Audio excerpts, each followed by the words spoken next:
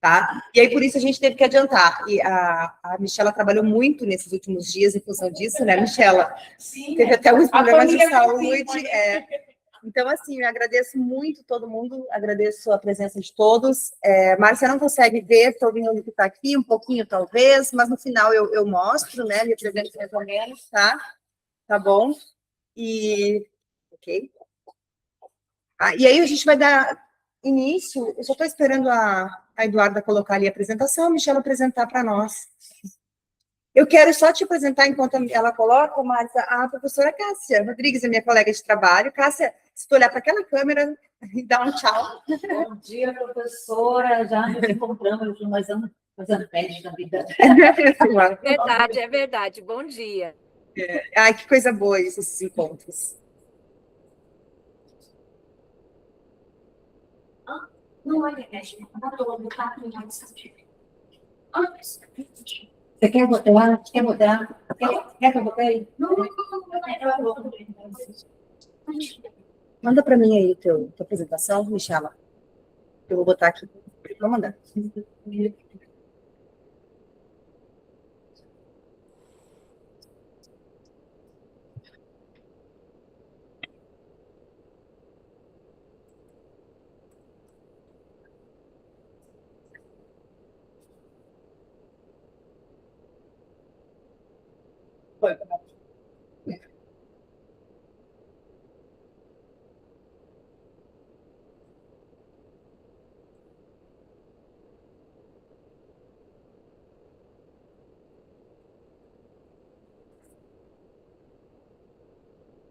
Eu não sei se é o meu computador ou a internet. Realmente, hoje, ó.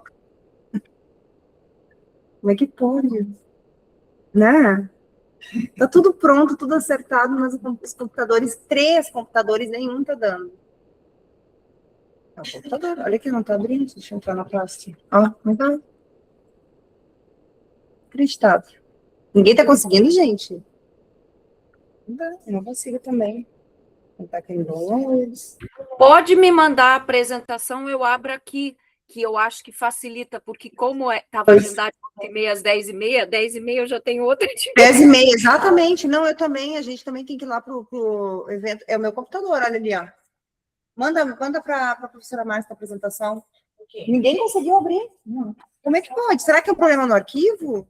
O meu é o teu arquivo que está corrompido, Michela. Deu até pau aqui no meu computador. Só deu normal aqui, calma, que nos 45 minutos de segundo tempo, sempre. Não, inacreditável isso. Não consigo nem mensurar o problema. Manda lá para a Márcia. Você tem o WhatsApp da Márcia, né? Pronto, ela entra. O meu computador. Sim. Você quer meu computador? Menina, eu acho que o engraçado disso é que é o computador que está dando. Por isso que eu acho que o arquivo pode estar corrompido. Daí o arquivo trava todo o computador, entendeu? Poxa vida, nós com 3 computadores, assim. Abre aí, amiga, vai abrindo, que tu vai ter que acompanhar. Ela não vai conseguir apresentar os slides, pelo visto. Vai sim. Não, ela não vai conseguir, eu digo, não vai, aqui é público, né? Porque não está abrindo, Michela, o slide. Ali também não estava abrindo? Michela, manda para mim, vai. Sim, vou enviar. Vai dar certo. Manda pra Espiritualidade, vai dar certo. Já mandou para a Márcia? Já. Tá, então já vamos começar. Enquanto manda para a Márcia, ela abre ali e a gente vai. Porque já tem meia hora, gente, a gente está atrasado.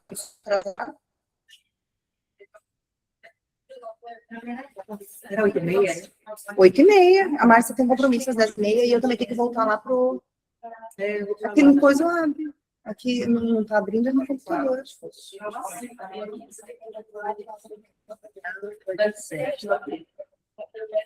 Eu vou mandar para a Márcia. Deixa eu mandar para a Márcia. Já tá. Está só abrindo o WhatsApp. Eu vou acompanhar aqui pelo meu celular, porque o celular abriu, só no computador que não. Tá bem. Mas foi a internet, professora? Não, meu computador travou com o teu slide. Você está abrindo, tá abrindo. Tá? O meu Vai, não. vai dar certo. É só uma questão de a gente esperar a Bajara. Funcionar. Tu abriu o teu aí? Podemos começar, então?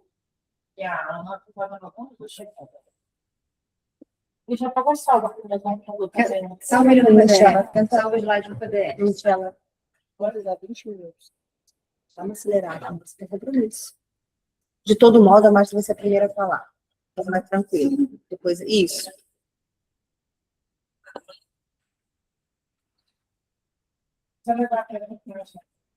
Vou apresentar logo. Já deixa ela apresentar lá, professora, então não. Quem vai apresentar? Não, ninguém vai apresentar, ela vai Professora acompanhar. Márcia vai tentar. Ela vai, não, ela não vai, ela vai acompanhar, tá? Então, quem é que pode colocar lá? Quem pode conseguir? Ninguém, tu vai apresentar, abre o teu aí e apresenta. Nós vamos acompanhar. O meu também não abre. Então vamos ter que Mas acompanhar. ela ainda não, você não conseguiu abrir ela aqui para processar? No PDF, mas Pra mim, não, de jeito nenhum. É o arquivo que está com o vídeo. abriu. Você está dentro da sala? Ainda não. Toma aqui. Toma aqui, ó. Habilitar. Não estou no computador, filho. Bota ali e apresenta. Eu vou te botar na sala. Ah, que Maria, fica a gente te organizar. Deixa eu ver onde é que tá. Eu vou te mandar o link para você entrar na sala, tá bem? Tá ótimo. Tem que ser.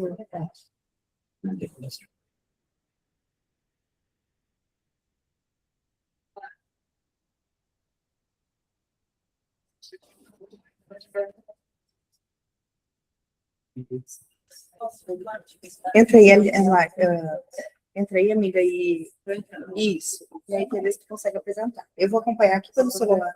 Eu consegui apresentar? Não, que doideira. Saiu? Do jeito? Não, desliza. Não, eu não consigo. Me ajuda. Entrar no Google Meet. Vocês estão enxergando a cara. É porque eu não enxergo, eu não vejo. Tá. Não, ainda mais que todo mundo começa. Olha ali, entra ali.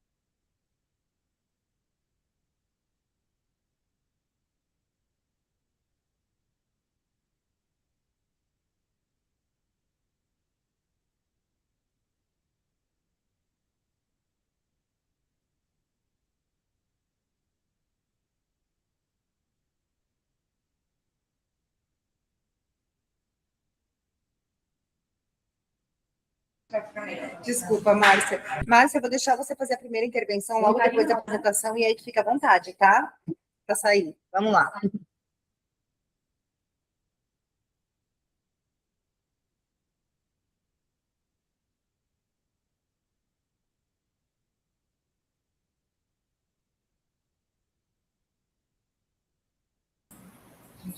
Bom dia, está dando microfone.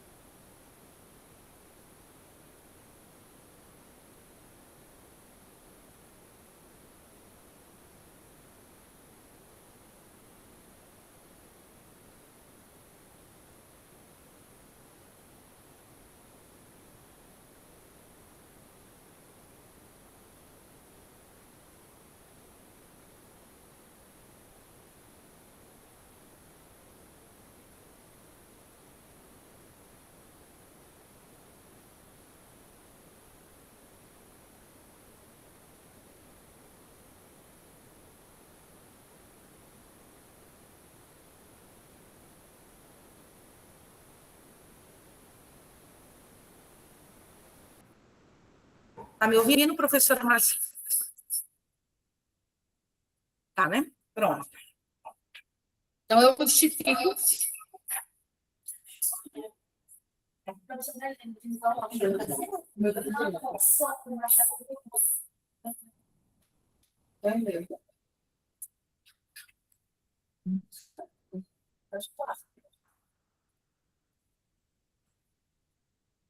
E aí eu justifico, né?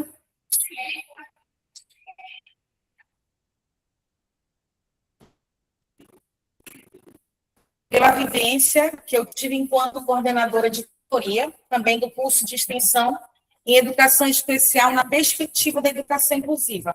Logo depois, nós vamos conversar um pouco mais sobre o curso.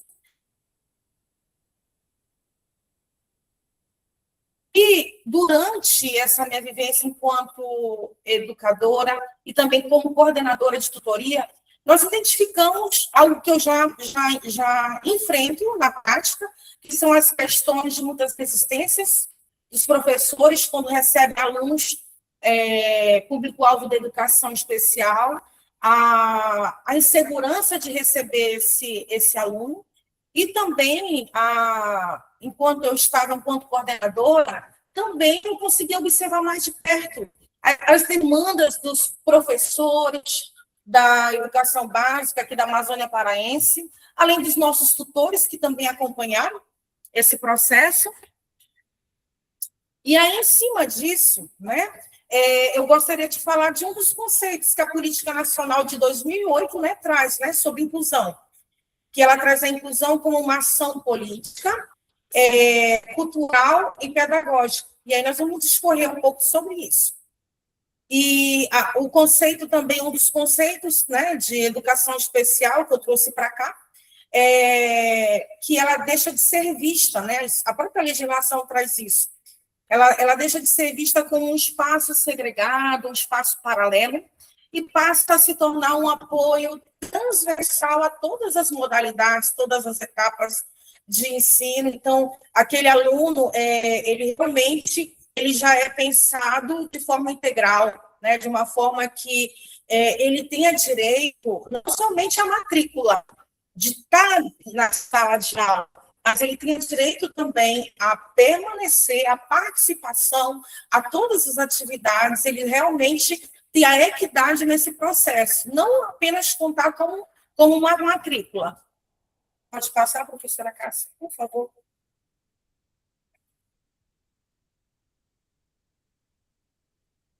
Ok.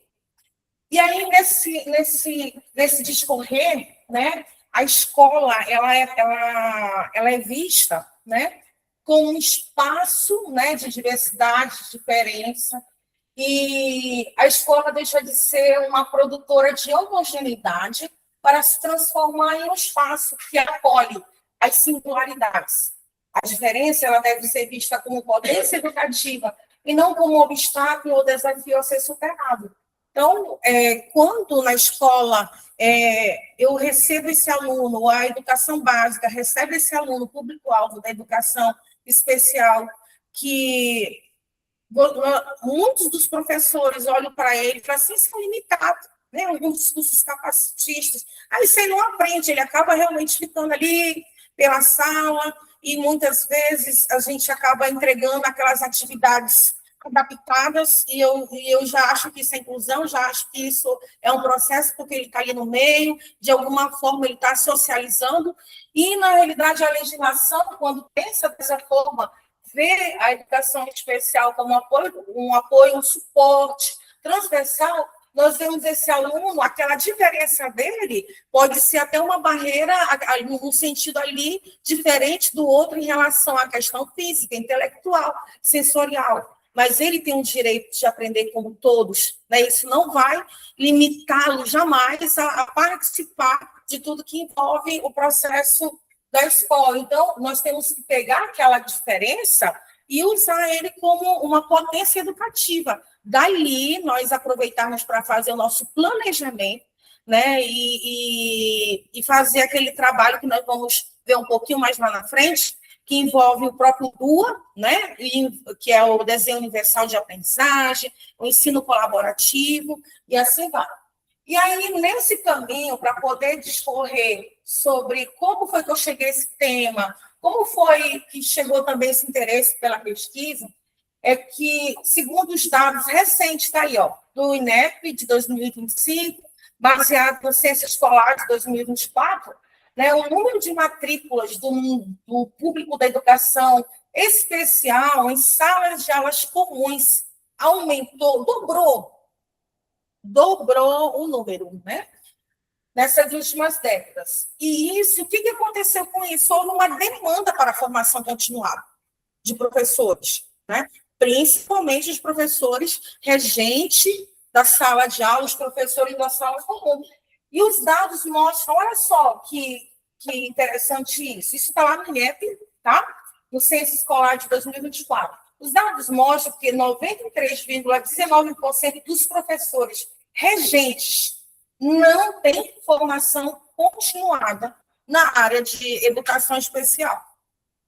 Isso dados recentes. E que menos da metade dos professores que hoje atuam na sala de atendimento, os professores da educação especial, eles também, só a metade, eles têm formação nessa área. Então, olha como que hoje realmente está esse nosso público. E fora os dados também de 2023, não coloquei aí, mas eu quero trazer na minha fala, que no governo de 2017 até 2022, não houve uma formação, não houve investimentos dos governos federais na formação continuada. E isso prejudicou muito, influenciou muito, realmente, a gente receber esse aluno que acabou realmente colaborando para que ele ainda tenha discursos na sala, nas práticas dos professores excludentes. E com isso, como disse a própria, né, assim, outras fundamentações trazem que nesse caminho que parou o governo, houve um crescimento do sistema privado para oferecer esse tipo de formação, mas muito voltado para a parte clínica. E não mais, como diz a legislação, que é uma formação transversal. Então, era muito voltado para isso e houve um interesse mercadológico nesse período, certo? Pronto, pode passar, professora.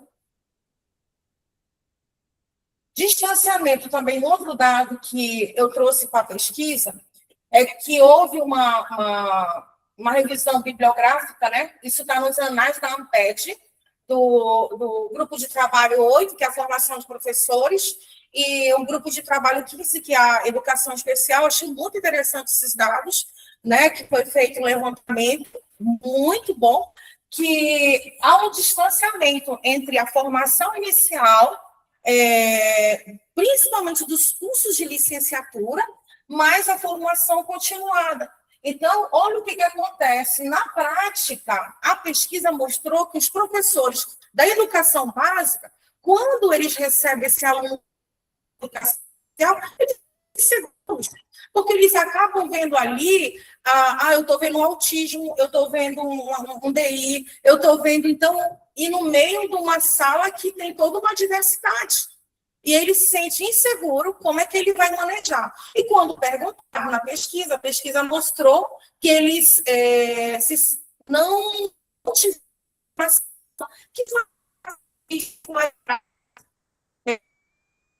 sobre o estágio supervisionado da licenciatura ficou fragmentado. E isso repercutiu. Esse professor foi para a escola de educação básica, chegou lá, tipo assim, né? Vai que essa aqui é a tua sala. Então, nada, né? Resolve isso aí. E ele resolveu, muitas vezes, como a maioria, pega uma atividade na internet, uma adaptação, e ali ele já sente que o aluno está incluído. Tá, não, está aqui na minha sala. E não é esse o processo. E, com isso, nós identificamos aqui, trazendo para nós, para a nossa Amazônia paraense. Houve desafios também, aqui também nós temos desafios na formação. Eu trouxe dados a nível Brasil, mas aqui, trazendo para a nossa Amazônia paraense, isso se agrava ainda mais. Aqui nós temos o que nós chamamos uma dupla exclusão. Tá? Esse aluno que já está lá na sala, já se sente excluído pelas nossas realidades tanto da parte da deficiência, como as realidades territoriais, geográficas, realidades em que muitas vezes esse aluno público-alvo da educação especial, ele precisa pegar um sistema de transporte fluvial que não tem nenhuma acessibilidade. E aí é todo um processo para colocar, e outras coisas, tudo é muito distância geograficamente. Eles se esbarram ainda em questões econômicas, né, questões de mobilidade familiar, que vivem mudando de lugar, mudando de comunidade, atrás de condições melhores de vida, e isso também as pesquisas mostram que acaba repercutindo numa evasão desse próprio público da educação especial. E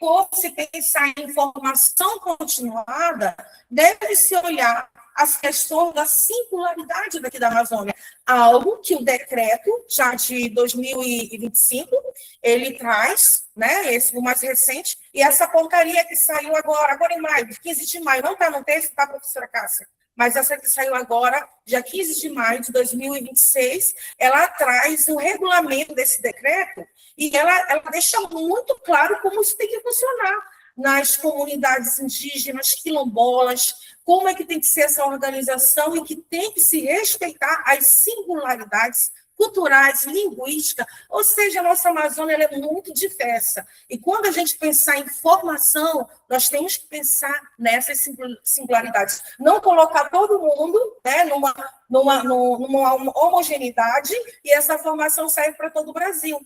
E não é. Certo? Pronto. Pode passar a prova. Então, a formação docente nesse cenário que hoje nós estamos diante desses desafios, ela configura-se como um elemento estratégico para a consolidação de políticas de educação inclusiva, especialmente no que se refere aos próprios. Sim. Então, a partir disso, surge o meu campo onde eu estou estudando, que é, em 2025, né, o MEC, em parceria com a CAPES e também com a Universidade Federal do Rio de Janeiro, lançaram o curso como uma política de afirmação e fortalecimento, né, da inclusão. E uma das iniciativas foi esse daqui, né? Um curso que foi lançado nacional, né, de uma amplitude muito grande, né? Que se chama Educação Especial na Perspectiva da Educação Inclusiva. Então, só para vocês terem uma ideia, esse curso, para quem não estava na pré-quali, é um investimento muito grande, de milhões, né? O objetivo dele é formar 1.250.000 pessoas até 2027. Então, na demanda de 2025, a qual eu fiz parte como coordenadora de tutoria, né, a professora Daiane também, que aqui está, foram investidos 20 milhões, desses 20, e 250.000 vagas. Foram 44 instituições a nível Brasil, a UFOPA faz parte, né, que aderiu, que abraçou essa causa de formação, né, de continuada, específica nessa área. Conseguimos bater a meta, ultrapassamos, na realidade, nós vamos mostrar mais lá na frente, de 5.000 vagas, que era dada para cada instituição. Esse curso, ele teve um período de 120 horas, 120 horas, também, cadê aqui? Certo. Ele foi gratuito, certo? E no decorrer de 3 meses. E houve 4 módulos, com situações que são comuns a todos, mas que tinham especificidades que eram de cada região, né? Tá, pronto. E eu quero trazer também um pouco como esse curso ele foi oferecido na modalidade EAD. Eu também quis trazer como fundamentação um pouco da EAD. Como é que está a nossa EAD, tanto no Brasil, como aqui nas nossas singularidades amazônicas? Como é que funciona, na realidade, isso? Então, é fato que a modalidade EAD também, nas últimas décadas, deu um boom. Houve uma expansão, uma amplitude muito grande. E, para nossos cursos na área da educação especial, as pesquisas mostram que a concentração ficou muito na área privada, em vez dos investimentos públicos e federais. E nisso, o que aconteceu? Eles traziam muito na perspectiva o quê? Clínica também. E isso, de certa forma, afetou, né, a questão ali da escola, que vê o nosso aluno de forma integral, de uma forma equitária, e muitas vezes o professor que se metia no curso desse, que a EAD estava oferecendo, na prática ele não sabia realmente fazer com que aquele aluno tivesse a participação, a afetividade, né, de todo o processo educativo da escola.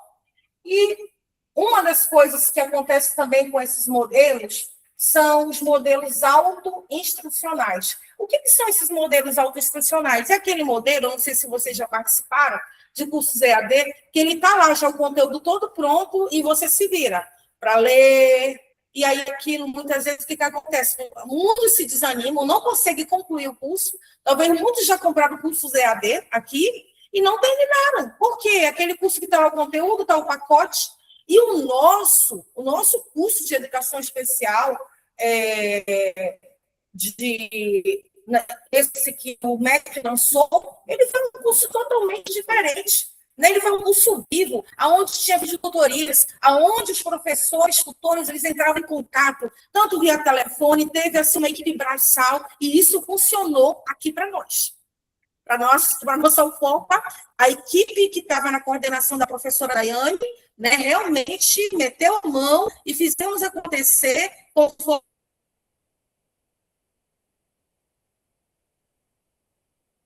a proposta, que era dialógica, mediadora, né, e foi muito intenso, era diariamente, né, de manhã de tarde, isso tudo isso, mas com a proposta, o desenho metodológico, nós procuramos fazer até acima da média, aqui na nossa Amazônia. E como é que funciona aqui a EAD como estratégia de acesso na Amazônia? É algo a se pensar. Muito bom quando a gente pensa nos nossos contextos geográficos. A EAD ia ser um divisor de águas. Rapidamente ia chegar nas comunidades. Só que não, como diz a história. Por quê? Infelizmente,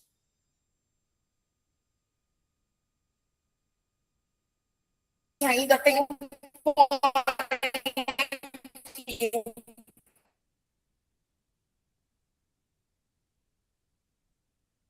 nós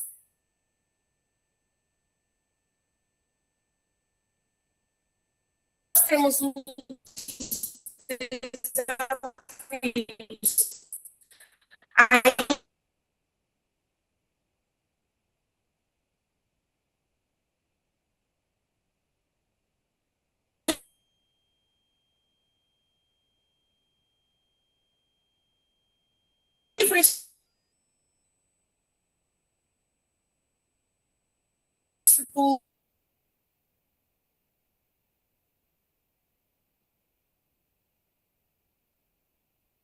se vê diante de uma plataforma que tem enfermeira, gestão, isso, e tem que anexar, a maioria dos nossos professores já tem medo, mas isso é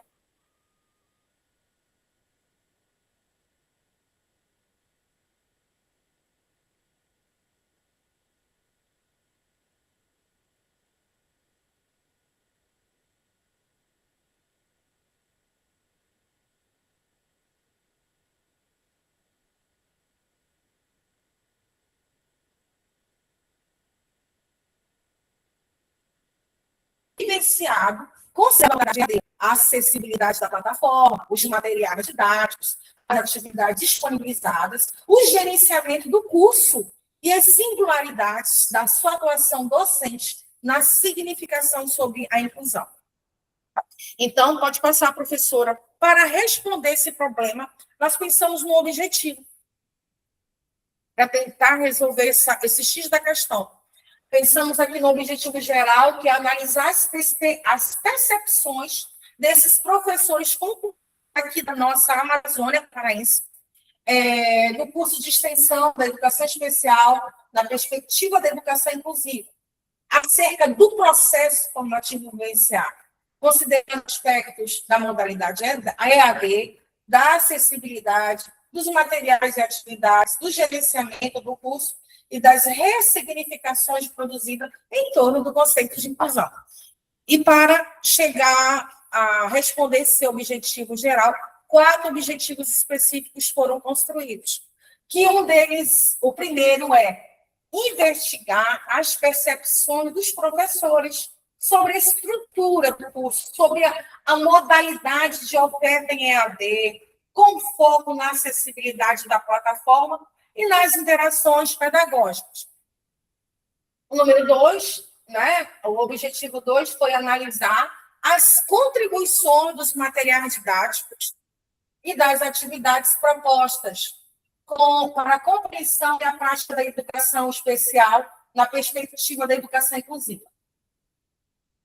O terceiro foi compreender como o gerenciamento, ou seja, o nosso papel ali, o gerenciamento e o acompanhamento do curso influenciar o processo formativo e o engajamento dos professores.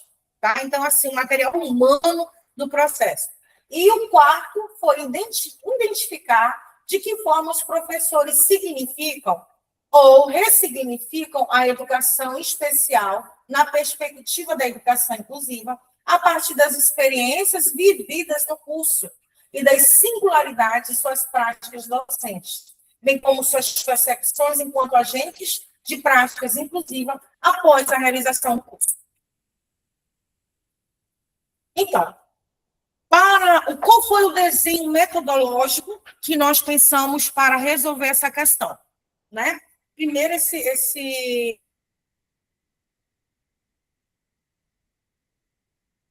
ele vai ter uma abordagem, uma pesquisa de análise de discurso, né, tratar um pouquinho mais lá na frente, mas eu queria mostrar para vocês sobre o que já aconteceu, o que nós já construímos até aqui para esse exame de qualificação.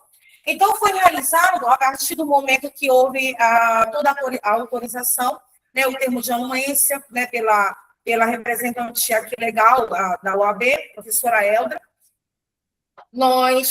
Eu, enquanto pesquisadora, entrei na plataforma para fazer o meu mapeamento de quem era realmente esses professores concluintes da Amazônia Paraense. Então, a primeira etapa que eu fiz foi mapear lá na plataforma Avatares, né? Quem eram esses participantes concluintes do curso. E aí, na etapa 2, eu fui fazer a extração quantitativa desses participantes, pela ferramenta que a professora Márcia sabe muito bem, usou bastante, a professora Daiane também, a gestão, né, a ferramenta gestão, relatórios, e ali foi feito algumas métricas, alguns filtros, né, censo demográfico, e a partir dali eu consegui fazer o quê? O filtro na etapa 3, que foi o recorte amostral. Amostramos critérios de inclusão e exclusão. E após esse exame de qualificação, nós vamos entrar aí na etapa 4, que o questionário já está pronto, né? O questionário para ser aplicado com os professores da educação básica aqui, da Amazônia Paraense, que participaram desse curso, e fazer análise discursiva com a perspectiva Foucaultiana, e também baseado na filosofia da diferença. Ok? E aí, olha só, eu quero mostrar para vocês o que aconteceu aqui na UFOPA, né? Na nossa universidade, quantos alunos foram inscritos na UFOPA. Nós ultrapassamos a meta, 5.114 alunos cursistas ao todo. Tivemos 100 turmas, foi um trabalho realmente muito humano, né? Muito quem participou, 100 turmas, e quando foi aplicado o filtro, nós encontramos apenas 1.029 alunos que foram aprovados conforme os critérios de inclusão, né? Aprovados mesmo foram 1.029 alunos. Agora, nós vamos mostrar, aqui, pode passar, professora Cássia. Nós vamos mostrar quais foram os critérios que nós usamos para fazer a pesquisa. Então, desses 1.029 alunos, o que eu quero estudar? Amazônia Paraense. Isso aqui foi 1.029 alunos, eu quero estudar Amazônia Paraense, certo? Então, desses, olha o que aconteceu, eu tive que aplicar outro filtro. E aí, eu apliquei o filtro dos critérios que foram atuação docente comprovada, e tinham que ser da Amazônia Paraense, a conclusão integral dos 4 módulos, né? Engajamento do médio, né? Porque até sempre a pessoa está em 100%, tivemos um bom número de 100%, mas pegamos do médio com elevado de engajamento, frequência, fóruns, atividades entregues e um bom desempenho. E também assinatura, né, voluntária no termo de consentimento livre para participar também desse critério de inclusão. E aí, os de inclusão foram alunos que não concluíram as atividades, enfim, que passaram, mas deixaram alguma atividade ali por fazer. Então, esses foram excluídos. Aí, olha o que aconteceu em seguida. A professora Cássia pode passar. Olha o que aconteceu. Nós encontramos na Amazônia Paraense 421 participantes aprovados. 421 estudantes aprovados, que concluíram esse curso aqui, envolvendo Santarém, envolvendo nossa Amazônia aqui. E aí, o que aconteceu? Quando eu apliquei os critérios de inclusão, olha o que aconteceu. 348 foram excluídos.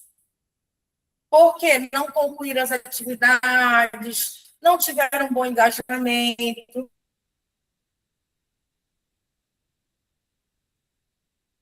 Né? Então, o lote da nossa pesquisa vai ser 73 participantes. Só que tem uma coisa, nós vamos pesquisar apenas 20 alunos participantes. E aí, desses 20 que não quiserem participar, né, não quiserem assinar o termo de consentimento livre, nós temos um banco de dados aí que nós podemos estar esgotando ele, né? Nós temos como descarta na manga para fazer a pesquisa. Continuando aí, prova. E aí, uma das nossas, dentro da própria metodologia, a nossa perspectiva futura, após nossos anos de qualificação, é aplicar os questionários abertos entre junho e agosto desse ano, a previsão ainda. E o contato vai ser via e-mail, telefone e, se necessário, presencial. E uma das coisas que queremos atender nesse questionário, né, para poder atender lá os nossos objetivos, os sentidos atribuídos à diferença. Então, a diferença não como limitação, como é que esse professor que foi concluinte percebe realmente a diferença? As concepções que esse professor também tem sobre inclusão, sobre educação especial, sobre educação inclusiva. E se mudou alguma coisa na vida dele depois desse curso? Se ele continuou o mesmo, se ele fez por fazer, se ele fez leituras, tudo isso a gente vai saber na pesquisa. Ok? Já, prof. E aqui o nosso grande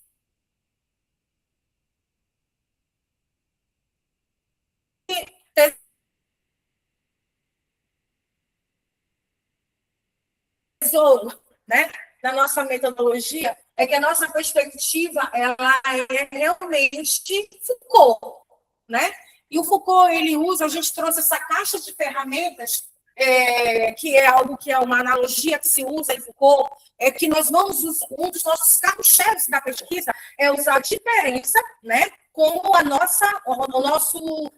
nossa parte principal da pesquisa, certo? E é baseado aí também em Deleuze, que ela utiliza realmente a própria caixa de ferramenta sobre os modos de como esse professor vai compreender a educação especial inclusiva, os modos de vida, o que isso mudou, né, na vida das práticas docentes desse professor. E a análise de discurso também de Foucault, sobre como os discursos são produzidos, os modos de ser, de pensar, de agir do professor, vão ser encontrados nessa pesquisa, nessa análise, né? A parte disso. Resultados preliminares. O que nós encontramos como resultado, parte de tudo que eu já também sinalizei para vocês? Algo que nós pretendemos, colocamos aqui. O curso já está muito claro na construção do texto, que ele tem uma base política, que existe políticas para isso. Ele fundamenta, né, traz os fundamentos legais, inclusive o mais recente, que é o decreto. O decreto agora de 2025, 12.686, e com operadores práticos, que tivemos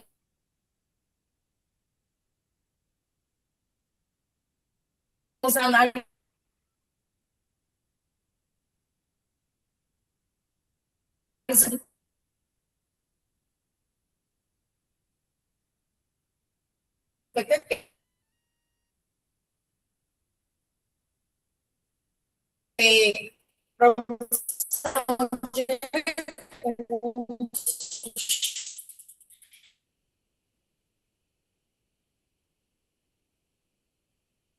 e há uma ênfase na estratégias que a gente vai ser corrigido, que o professor pode indicar, onde recursos como equipamentos, vai como invenção mesmo do professor. Acessibilidade da plataforma. A AvaCaps foi planejada com plugins acessíveis. Aí está o nome deles também, né? Uma plataforma que foi realmente preparada, pensada, mas, como diz a professora Márcia, né? Não adianta ter realmente todo esse material, né? Todo esse os pontos acessíveis se não tiver uma acessibilidade efetiva, mediadora, dialógica, viva, né, ali para interagir com esse professor. Pode passar, professora. Os módulos também. Os módulos, a descrição, nós já entendemos, descrevemos os módulos que eles também vão ser usados para atender uns objetivos específicos, né? Mostra uma progressão didática consistente, fundamentos legais. Então, tudo isso nós já identificamos nos materiais. Né? Um desenvolvimento humano a partir da cultura, da teoria histórico-cultural em Vygotsky, currículo, né? O currículo não pensado apenas como aquele currículo que o aluno que tem que se adaptar ao currículo, mas ao contrário, o currículo, como diz a Unesco, que tem que se adaptar ao meu aluno. Né? E produção de recursos também. Contribuição dos materiais, uma necessidade descritiva para dar possibilidade de análise ao objetivo 3, específico, que é condições de analisar os discursos docentes sobre essa materialidade. E aqui os focos eu trouxe assim, um resumo bem básico mesmo, para não ficar muito cansativo, sobre o foco principal de cada módulo. Então, no módulo 1, foi trabalhado realmente a educação, a inclusão, a educação especial como um direito humano, né? Um direito que é assegurado, não somente como acesso, mas permanência, participação, equidade, diversidade e reforçado na política nacional. E uma das atividades foi muito boa, inclusive quem participou, a análise do professor, teve professor nunca nem teve acesso ao PPP, e nesse nosso curso o professor teve acesso ao projeto político-pedagógico, né? E aí houve essa interseccionalidade com outros setores, com outras escolas, foi muito interessante isso. Aqui o desenvolvimento humano no módulo 2, que foi um vídeo colaborativo também, trabalhado em grupo, né? O 3, currículo, DUA, tecnologia assistiva e práticas e recursos materiais inclusivos. Pronto. Já, professora? E agradeço ao FOPA, né? Agradeço ao meu grupo de pesquisa, né? E o PPGE e a CAT. E, no mais, realmente, muito obrigada, né? Por terem me ouvido até agora. E estou aberta às contribuições, né? Para a pesquisa e já aqui na expectativa. Muito obrigada, banco. Eu sei que eu adorei.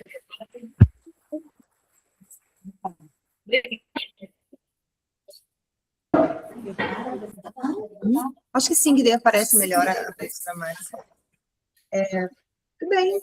Eu deixei a Michela falar um pouquinho mais, ela passou o tempo, mas é que ela está tão envolvida, eu fiquei com pena de tirar. Eu estava tirando a apresentação, então não quis te interromper, tá? E a gente ainda tem um tempinho bom aqui, e acho que vai dar tempo para a gente escutar bem a professora Márcia. De imediato, eu já passo para a Márcia, tá, Márcia? Obrigada, e obrigada pela paciência, até, que a gente, normalmente, nunca nos atrasamos, eu sou, acho que, uma líder bem chata para horário, mas pronto, acontece. Tem coisas que também nos fogem.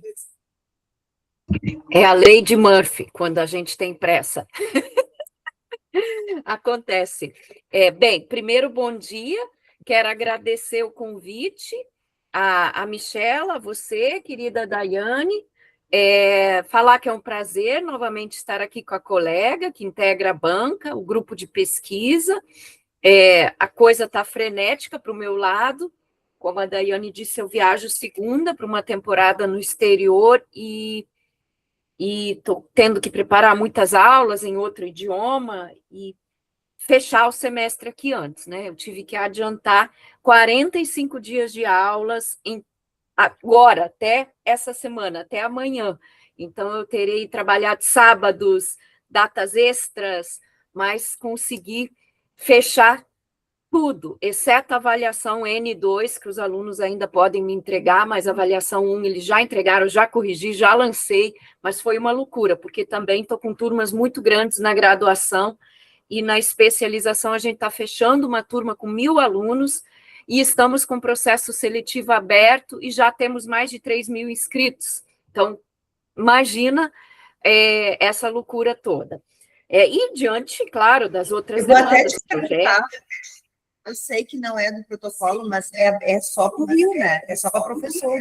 É prioritariamente para o Rio, porque quem financia integralmente o curso atualmente é o Estado. Então, a gente prioriza o Rio. Quando sobra vaga, a gente atende outros estados, mas só quando sobra vaga. Na turma anterior, a gente teve uns 50 alunos de fora, mas nessa não vai ter, porque mais do que dobrou.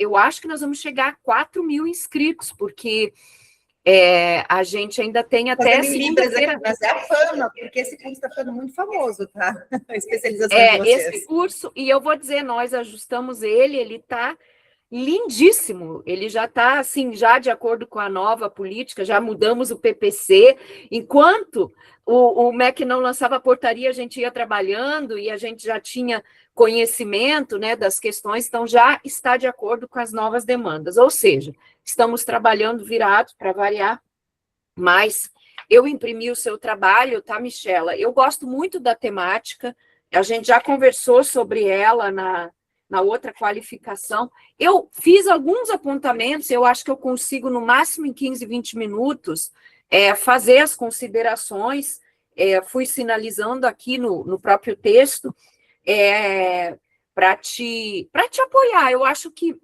Michela, uma coisa que sempre me impressiona, e isso não é uma crítica, isso acontece com os meus alunos também, é a grande capacidade que vocês têm, você, meus alunos, né, da oralidade, e a dificuldade, às vezes, de colocar essa oralidade no papel. Eu acho que isso é um fenômeno brasileiro que a gente ainda precisa estudar. Eu penso muito sobre isso, porque eu venho de uma língua oral, né?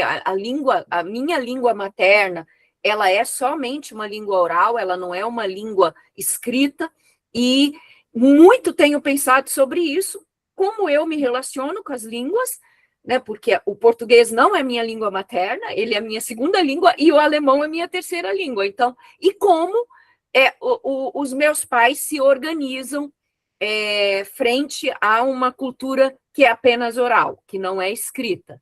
Então, eu tenho pensado muito sobre isso, e isso é muito presente, mesmo para nativos da língua portuguesa, né? Nós temos uma cultura oral muito forte no Brasil. E isso acaba afetando nossa forma de expressão escrita. E eu vou falar um pouco mais sobre isso. Acho que você conseguiu dar uma vida ao seu projeto, você conseguiu colocar ali, né, seguir os trâmites de um projeto de qualificação. A única questão que eu vou te provocar é em relação a um dos objetivos que eu acho muito difícil falar sobre práticas apenas com questionários e percepções. Eu sou uma pessoa que pesquisa as práticas a vida inteira e eu sou uma pessoa que critica pensar práticas sem fazer a análise da prática lá na sala de aula, sem fazer visita e observação em loco. Então, assim, eu tenho muito cuidado com que base a gente analisa. A gente pode, no máximo, analisar percepções sobre o que as pessoas pensam das práticas, mas não a prática em si. Então, esse é um dos objetivos, é o último que eu vou conversar contigo mais. Você já traz a nova política, Michela, mas eu entendo que lá na sua introdução, quando você menciona Brasil 2008, você está se referindo à anterior, e a anterior não tem validade nenhuma. Eu já nem cito mais ela. É óbvio que a gente conversou sobre ela, como ela é importante, ela muda a perspectiva no Brasil, ela é extraordinária porque tira o foco do assistencialismo, coloca o debate no campo dos direitos humanos, mas, frente às mudanças do nosso país, ela precisa, pelo menos, sinalizar no texto, era um documento, um relatório de pesquisa, que nunca virou decreto, nem portaria, nem nada. Então, e para o texto final, eu já focaria, até porque essa política atual, ela replica o público de 2008, ela apenas muda o termo de transtornos globais do desenvolvimento para TEA, seguindo a literatura internacional, e certamente vai ter mudanças de novo, porque eu estou acompanhando os debates internacionais, a coisa do TEA está pegando fogo, tá? Lá na Europa mesmo já tem um movimento fortíssimo para rever a classificação do espectro, a gente teve essa entrevista polêmica aqui do Schwartzman, mas tem pesquisadores, né, eu não estou dizendo que ele não é sério, tá? Então, não quero entrar na discussão da treta dele, mas tem pesquisadores que dedicaram a vida toda ao debate, que participaram da elaboração do conceito do espectro e que agora estão retrocedendo, dizendo, olha, temos que tomar cuidado, a coisa tomou um rumo que está descontrolada, e isso não está descontrolado só no Brasil, né? Está descontrolado no mundo todo, na Europa, no mundo todo não, vou falar do Ocidente, porque eu não sei nada que está acontecendo na China e em outros países, então vou falar do Ocidente, que eu tenho acompanhado. Isso está descontrolado, então, né, eu acho que vai mudar ainda. Mas isso é só uma sinalização que eu coloco. Sobre o projeto em si,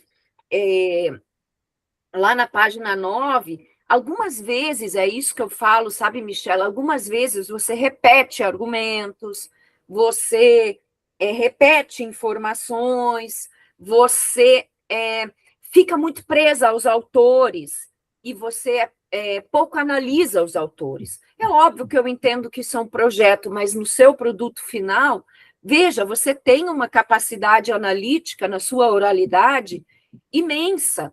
Você precisa traduzir isso. Para isso, a gente precisa ter paz de espírito, namorar esse texto, dormir com esse texto, acordar com esse texto.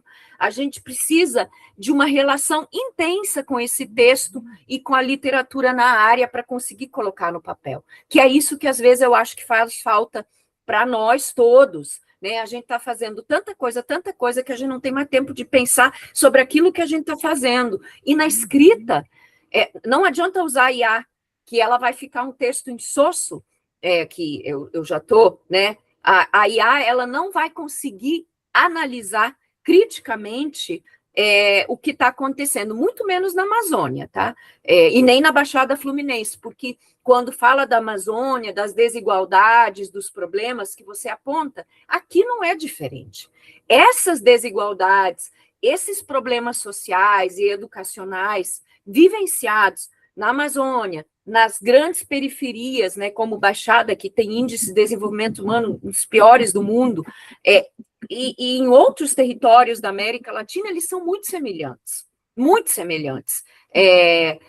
Assim, é impressionante quando eu leio, parece que às vezes eu estou lendo coisas aqui do meu território, onde eu faço pesquisa, né? O Brasil é um país muito desigual, sabe, Michela?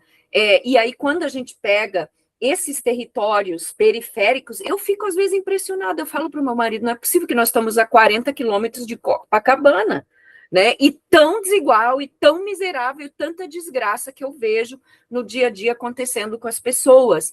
E isso é fruto dessa sociedade desigual em que nós nos inserimos, porque o Brasil é um dos países mais desiguais do mundo. Obviamente, para as escolas do campo, para as escolas ribeirinhos, ainda entram outras particularidades. E aí, essas particularidades, Michela, eu acho que você poderia explorar mais, porque o povo das políticas, o povo da... Eu sei que eu briguei muito quando a Daiane acompanhou muito a minha luta lá no curso, porque eu vim de uma escola do campo, eu venho do campo, né? Eu sou do interior, de uma comunidade muito pequena, e eu sempre defendo que a gente precisa levar em consideração essas singularidades, porque não dá para pensar um programa de escola acessível para o Brasil todo.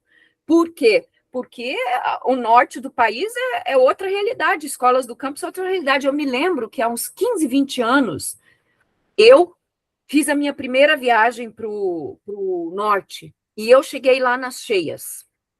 E eu, pela primeira vez, pensei, meu Deus, é inviável pensar uma escola acessível aqui, que aquelas escolas com 3 metros de palafita no Amapá, né? A água era barco, era outra realidade. Então, essas especificidades, Michela, eu sinto falta no seu trabalho. E eu vou te dizer uma coisa, esse curso não era para atender essas especificidades, esse era um curso apenas, e isso precisa ser dito, porque quando a gente o construiu, o que o MEC nos disse? Nós queremos um curso introdutório, né, que dê uma base geral e depois nós vamos oferecer os outros cursos, inclusive de gestão e de tudo mais, pelo Renafor, e que é o que está acontecendo, né? Agora, vários cursos foram sendo gestados, e agora com os centros estaduais, né, de cada estado, a gente acredita que as demandas regionais vão ser potencializadas, porque vão ser negociados com o Undime, com o SEGT, com o SEG, vai ser uma loucura, mas, né, a governança da nova política não é simples, é complexa, mas a gente tem esperança que funcione e que os cursos sejam elaborados com demandas da base, porque este curso aqui era para ser um curso geral,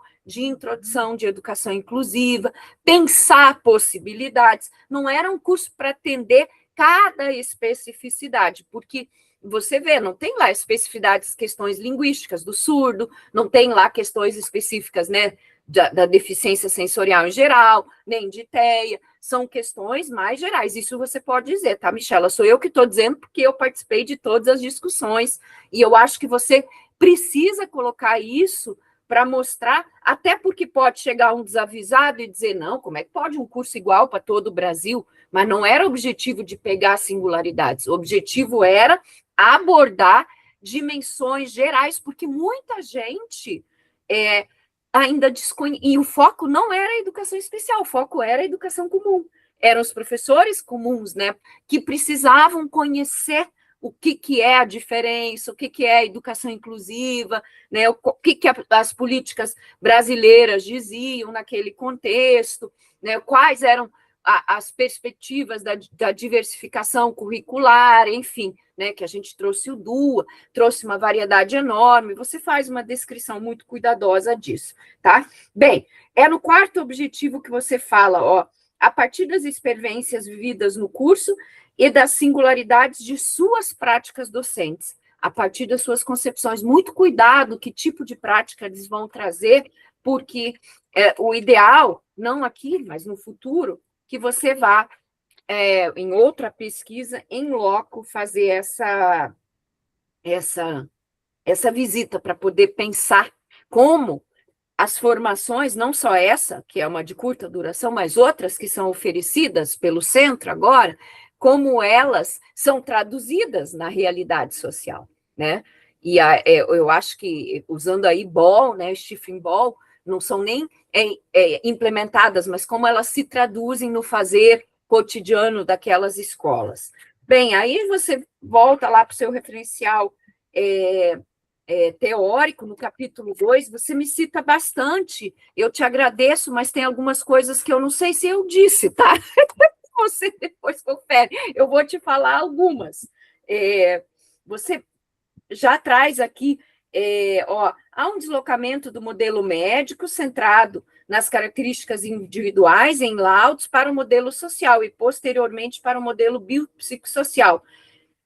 E aí você cita a política de 2008, mas a política de 2008 não traz o modelo biopsicossocial. Ele aparece na LBI e aparece na política de agora, de 25. A de 2008 é centrada no modelo social apenas, tá?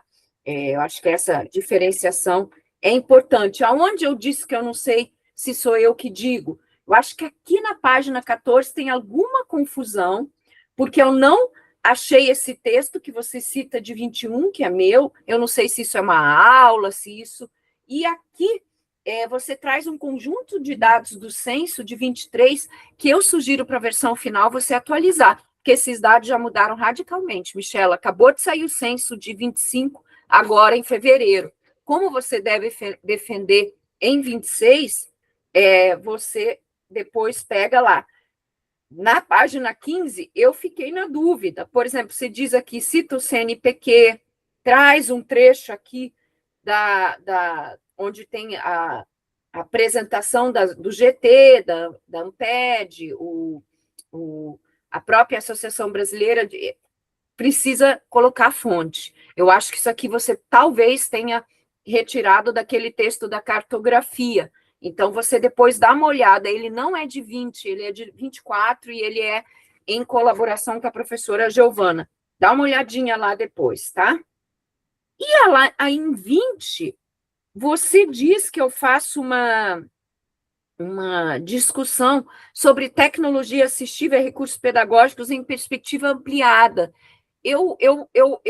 A gente esquece que escreve, né? A gente está ficando velho, eu já sou uma jovem senhora, cinquentona.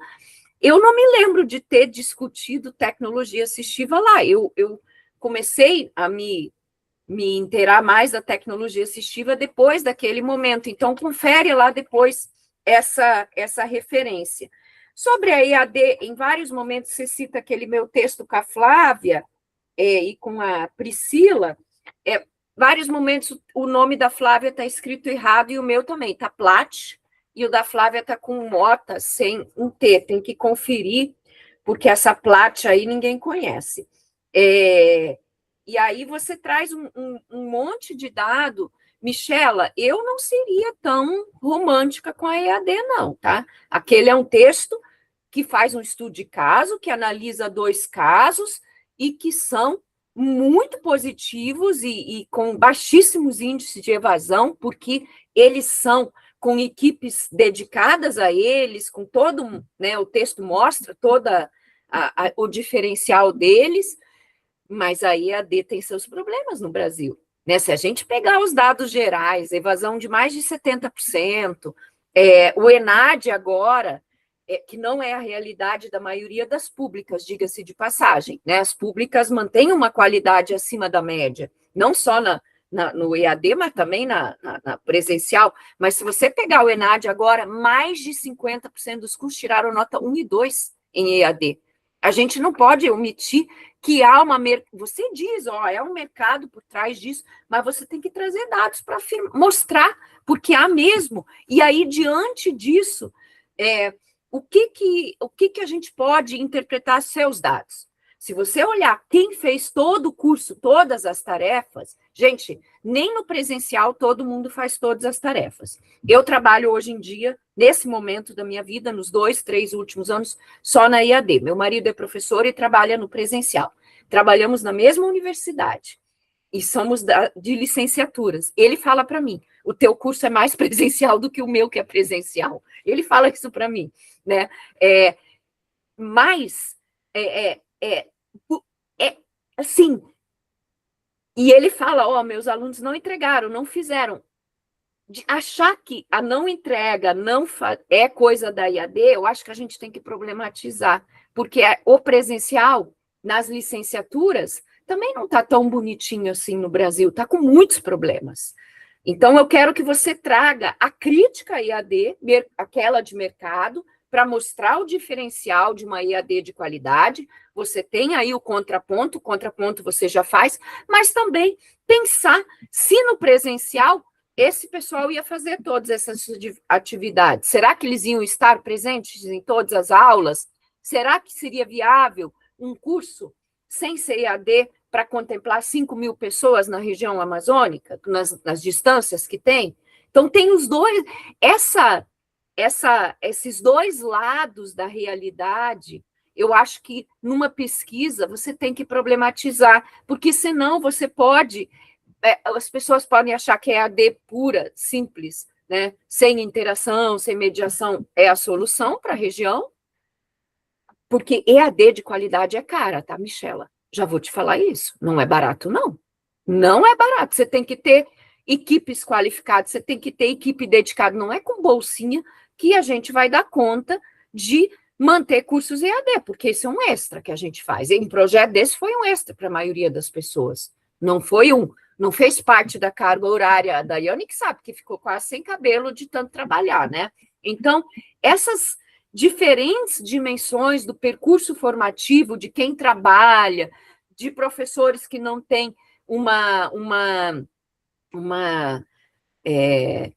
diminuição quando estão, né, não tem previsto nas suas atribuições a formação continuada. Isso também precisa aparecer, Michela, porque as pessoas fazem nos finais de semanas e de noite um curso desses, e não deveria ser assim. Ontem mesmo nós tivemos o encontro do Fórum Estadual aqui, e o que a gente percebe? 70% dos municípios do estado do Rio de Janeiro ainda não tem o 1/3 de planejamento. Se não tem o planejamento, que dirá o horário para fazer uma formação, 50% não paga o piso. Então, assim, é muito complexo. Essas dimensões não podem ser omitidas para problematizar o achado que você nos traz sobre o número de pessoas que fizeram todas as tarefas. Porque eu fico falando, olha, Michela, quando eu tinha 30 anos era uma coisa, agora com 50 é outra. Eu ficar 3 turnos, eu fico morta, né? A gente não tem mais essa energia, e isso não é justo, né, com a gente, porque somos profissionais e parece que a gente é o único responsável pela formação continuada, e não é assim. A formação continuada é um direito previsto na LDB e as redes deveriam nos dar condições de ter uma formação continuada de qualidade, né? Bem, isso são algumas questões de fundo, porque eu já fui pensando nos seus dados. Eu esperava, Michela, já quase indo para o final, eu estava curiosíssima para ver as críticas. Eu acho que elas vão aparecer nas entrevistas, porque todos nós, quem participou do projeto, sabe dos problemas que nós tivemos. Foram imensos, problemas operacionais, problemas de diálogo com a CAPES, com o MEC. No final das contas, nós, como atores das universidades que aderimos aos projetos, a gente deu conta individualmente, né, eu como consultora mesmo, sem receber, assumir a responsabilidade para fazer dar certo, né? Será que isso se traduziu lá na percepção dos cursistas? Você trabalhou no curso, você sabe dos problemas que a gente tem, você sabe dos problemas do AvaMec. Nós não podemos esconder isso, não. Eu não escondo, não, Michela. E o teu trabalho, eu gostaria que falasse desses problemas, que nem tudo foram flores, muito pelo contrário. Foi um desafio imenso dar conta desse número todo e nessas condições que a gente deu. Né? A gente não tinha retorno da equipe do AVA, a gente ficava dias e dias mandando e-mail. Isso tudo precisa aparecer na tua pesquisa. Mesmo que não apareça nas falas, mas você trabalhou lá e você pode dizer isso. Não tem problema. Eu quero que isso apareça, porque a gente não pode fazer de conta que, né, tudo deu certo. Não deu, não deu. Eu acho que o projeto pedagógico do curso era muito bacana. Ele foi pensado a partir da realidade da vida das pessoas, né? Ele foi pensado com possibilidade de traduzir o conhecimento com diferentes, né, recursos que poderiam ser produzidos, mas a gente teve outros empecilhos que não foram sanados, tá? Ó, o Plat saiu lá na página 25 e em mais alguns lugares, e o Mota sem um T também. Mota é com 2 T, é a professora Flávia. Bem, aí eu gostei muito do quadro que você traz dos projetos. Michela, quando fosse no final, eu faria assim, eu faria um subtópico discutindo só o curso, depois um subtópico discutindo só o FOPA, porque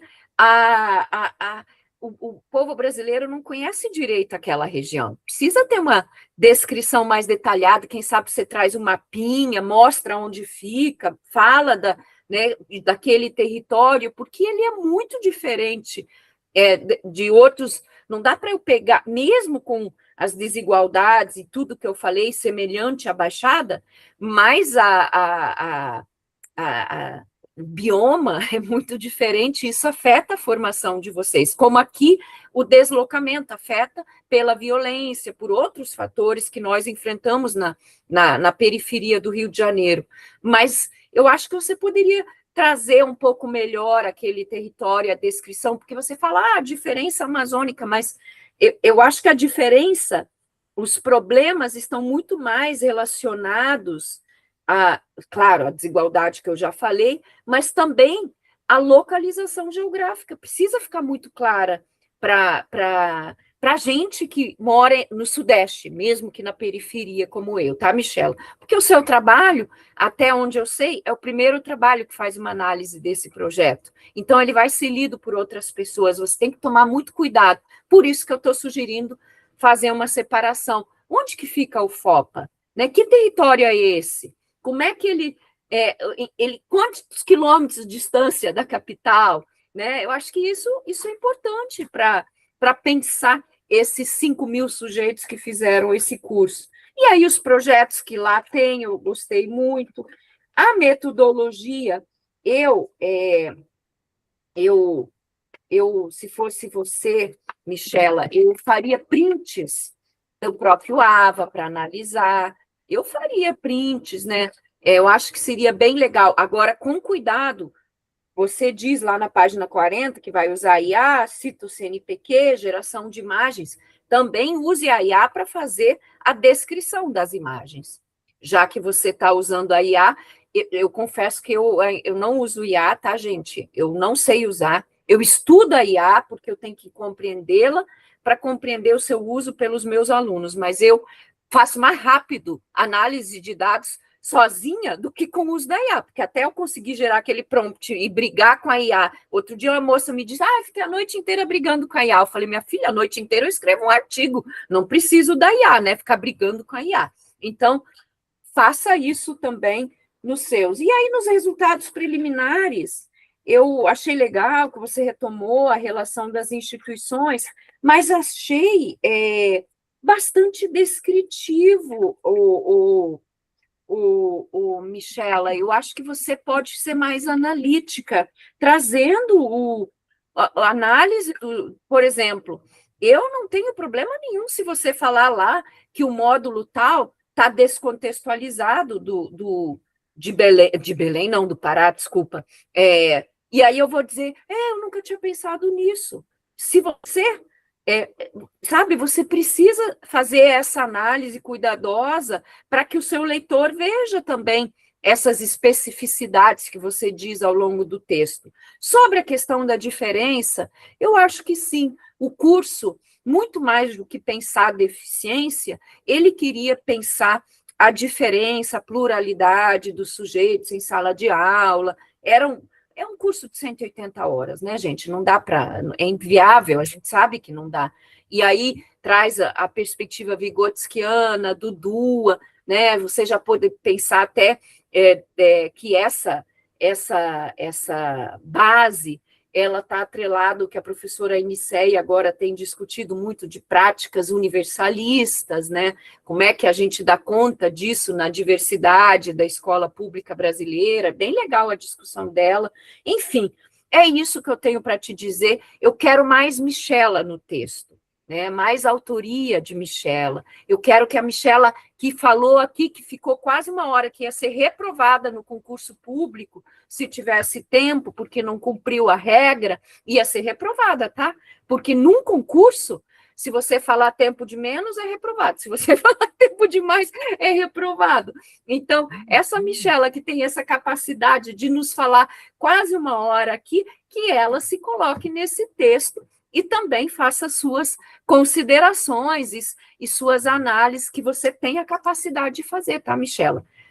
Senta, respira, né? Você já tem bastante leitura, tem aí a Daiane, que tem um referencial sobre diferença, agora é fazer essa análise cuidadosa. E explore um pouco essa plataforma, não sei se vocês têm print, não tem, enfim, dá para fazer, tá? É isso, são essas minhas considerações, o resto você ainda não fez, né, para a gente analisar. Eu estou louca para ver as entrevistas, os questionários, não sei se você vai fazer questionário semi-estruturado, como vai ser, mas estou louca para ver esse material pronto para pensar sobre esse projeto, né, porque foi um grande desafio na minha vida, em todos os sentidos.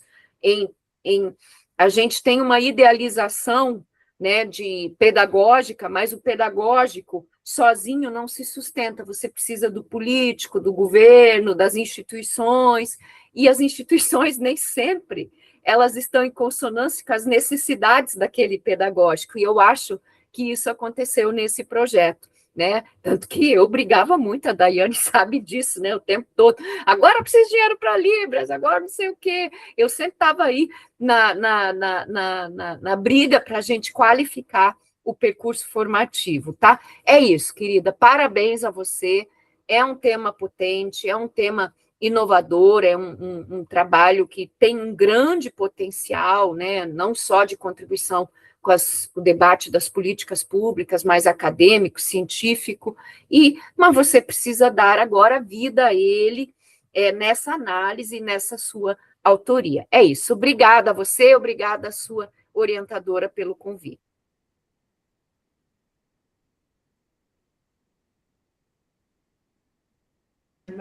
Maravilha, Márcia. Precisa Nossa, eu posso te fazer perguntas? Eu vou deixar a Michela falar primeiro, porque eu quero...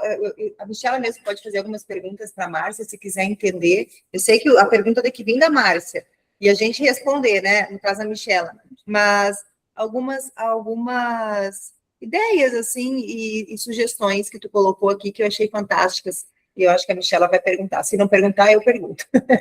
Tá, Michela? Quer responder a professora Márcia sobre os comentários? Sim.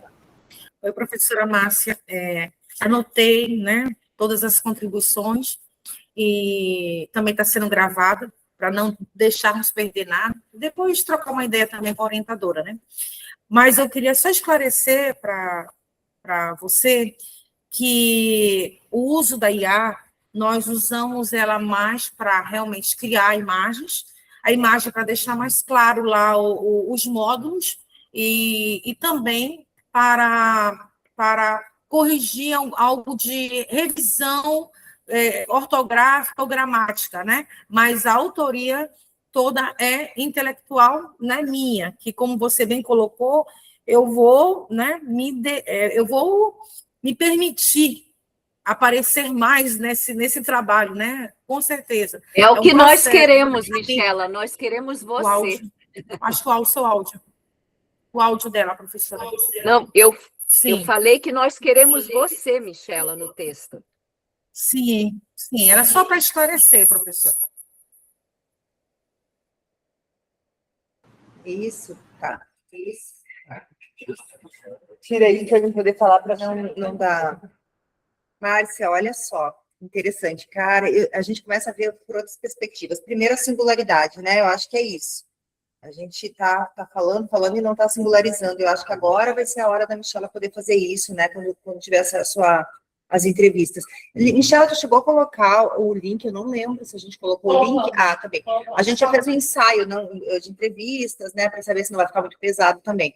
Mas sabe que eu estava pensando numa coisa que tu falaste que é bem interessante. A gente fez todo um filtro, fez toda uma metodologia para fazer aquele filtro, chegar naqueles que seriam os critérios de exclusão. Mas é muito interessante pensar aqueles que não concluíram, e que quase concluíram. E por que não concluíram? Eu não sei se não seria interessante, talvez, olhar para esses também, né? E saber o porquê que isso aconteceu, justamente. Provavelmente por algum fator que é singular do seu lugar. Talvez eu não concluí porque eu não tive acesso à internet o suficiente. Eu não concluí porque essa atividade não foi possível, porque eu tive que viajar 4 horas para chegar lá na escola. Isso acontece, eu estou trabalhando com educação infantil, especialização, eu consigo falar uma vez por semana com a professora, porque onde ela trabalha, tem internet, e ela fica a semana toda lá, ela só volta no final de semana para a cidade, onde ela pouco tem acesso, quer dizer, é muito complicado. E talvez isso impeça de concluir, quer dizer, eu que gostei muito do curso, eu estou indo muito bem no curso, Michela sabe disso, porque alguns já deram feedback sobre isso, e só que finalmente não deu para fazer. E não sei, talvez é uma coisa para a gente pensar, talvez se quase concluíram e não concluíram, a gente poderia ter que mudar um pouco desses critérios aí, né, Michela? Acho que a gente podia pensar nisso. Outra coisa que a Márcia fala e que está na fala da Michela. Michela fez uma apresentação brilhante, né, Michela? Michela é boa no que ela faz, ela é boa. Falta isso, falta botar tudo que ela sabe ali no papel. E a Michela já fez a análise, se vocês perceberam, na fala. Eu não deixei ela fazer no papel, vocês não vão ver na escrita, porque eu dizia, não, você não pode, isso é só depois da materialidade, mas ela fazia aqui, ela dizia, porque, gente, a infraestrutura, eles não conseguiam internet. Falei, nossa, ela está fazendo análise, mas como que ela não vai fazer? Porque ela sabe por quê? Porque ela já ouviu eles, ela só não registrou isso. E agora a Márcia nos deu todo o aval possível para a gente dizer, não, peraí, mas ela é parte viva do curso. A Michela tem legitimidade para falar isso, né? Não como autoentrevista, mas como parte, né, de viva do curso mesmo. Ela falou isso. A Michela falou: esse curso foi um curso vivo.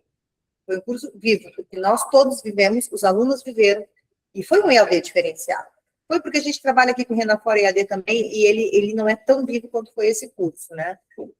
E eu acho que é por isso que esse envolvimento e essa facilidade da Michela em falar desse curso. Eu sei que isso é contra o protocolo, a orientadora não pode fazer isso, tá? Ficar falando, mas é que a Márcia deu ideias assim, uma falha. A Márcia deu ideias assim que eu acho que era, sabe a cereja do bolo, né? Quando a gente parece que está faltando coisa ali e nos permitiu. Acho que essa é a palavra. A Márcia meio que nos permitiu. A gente está precisando disso, Márcia. Ainda mais da Márcia, né? Que é a cabeça do projeto do curso. Ótimo. É isso. Eu vou passar de imediato para a professora Cássia e vou deixar a professora Márcia livre, porque eu sei que ela tem compromisso. Eu já avisei lá no meu outro que eu vou atrasar. Eu saio 10h30, mas eu vou aproveitar aí. que a professora...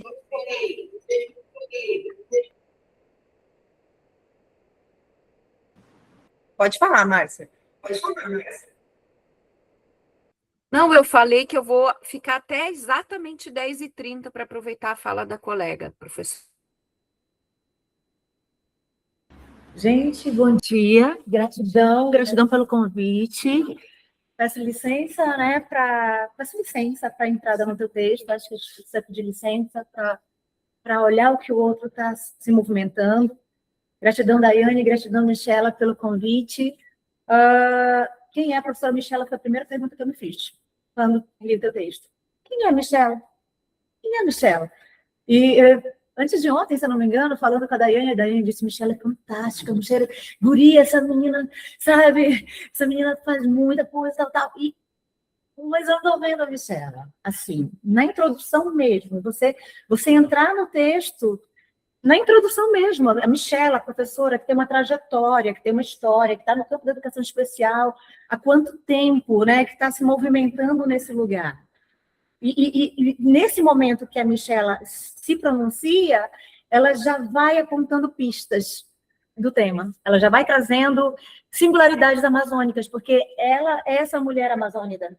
Então, inevitavelmente, na trajetória, que você, na sua introdução, se colocar. Então, o texto ficou muito técnico. A sensação que eu tenho é que está um texto muito técnico, está bem escrito, entendeu? Está com início, meio e fim, mas falta vida. Falta vida, tá? Então, assim, foi a primeira pergunta que eu me fiz: quem é a Michela? Uma visita aos objetivos. A Michela está trazendo já... tu tens objetivos, tu está com 4 objetivos, mas tu já tens, no texto que tu estás escrevendo, já tem mais objetivo do que objetivos que tu te propuseste a desenvolver. Essa descrição não está prevista lá nos objetivos. A descrição dos módulos. Então, é um objetivo, vai aparecer já com o objetivo do teu trabalho, a descrição dos módulos do curso formativo em EAD, né, do curso X que você sinaliza, módulo 1, módulo 2, módulo 3, módulo 4. Tá? Então, aí tem um objetivo que não está posto, mas que já está executado, né? Na verdade, em execução, porque eles estão colocados assim, sem a criticidade, sem a problematização, sem os tensionamentos, né? E eu lembro que eu estava nesse curso, e eu me retirei desse curso porque não estava acessível. E eu, na condição de pessoa com dislexia, no espectro TDAH, eu não consegui me movimentar no curso. Então, essa tensão que Márcia comunica é muito importante, porque não foi só da minha parte. Outros corpos se movimentaram nessa postura de, às vezes, nem conseguir iniciar o processo, tá? Não sei, meninas, mas vocês dizem que vão conversar com Foucault, com a diferença. Eu penso que isso é um desafio para trazer já no referencial teórico. Uma pergunta, né? Uma pergunta. Ainda que seja inicial, porque está no processo de mestrado, Mas, inicialmente, eu posso já chamar, porque eu vou precisar chamar ele de algum modo para ler os dados lá, para fazer as análises lá daquilo que vocês vão levantar, né? E olha que o teu campo, Michela, é um campo muito largo. O teu campo é humano e é bibliográfico em termos de documento, né? Que quando você cita aqui 20 pessoas para esse campo no estudo qualitativo, é muita gente. Não tem. Eu penso que é humanamente impossível, porque vocês vão trabalhar com os dados da plataforma também. O que o campo discursivo lá das respostas dos cursistas comunicou de que esse curso é interessante, e o que eles comunicaram de fato, e o que eles comunicaram que não é de fato, foi só para cumprir o protocolo. Então, vocês vão ter que ler as entrelinhas do que está na plataforma. Porque, às vezes, eu dou uma resposta só para cumprir a tarefa. Eu não dou uma resposta porque eu estou interessado em executar a tarefa. E como vocês vão trabalhar com Foucault, vocês vão identificar campos discursivos que é só para cumprir a missão, entendeu? Que o Foucault vai dar pista teórica para vocês para ler aquilo que não foi dito, ou que foi dito só com uma finalidade utilitária. Tá? E essa finalidade utilitária traz também a questão da sobrecarga do trabalho desse profissional, que traz indícios, porque aí vocês podem trazer na perspectiva do indício. Vocês não necessariamente podem se comprometer que essa pessoa pensou assim, mas qual é o indício dessa postura? Vocês estão me acompanhando pensar? Sim. Estão me acompanhando pensar, né?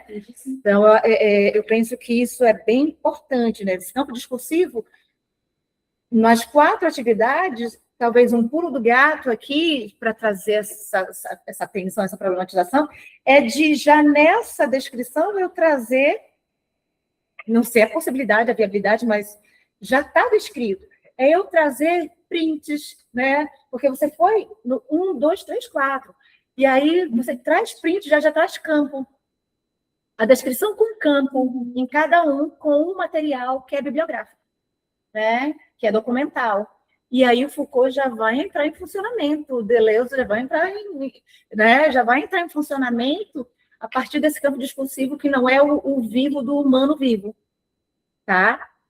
Com relação ao teu campo teórico, a depender de como você vai fazer as entrevistas, cara, eu não me arriscaria a fazer nem 10 pessoas, assim, eu não me arriscaria a fazer nem 10, porque é qualitativo. Você não está preocupada com o estudo quantitativo. Se é qualitativo, um recorte de 6 pessoas já vai ser de bom tamanho, sabe? Porque vem muita coisa. E para eu tabular esses 6 participantes... Eu acho que na tua apresentação, houve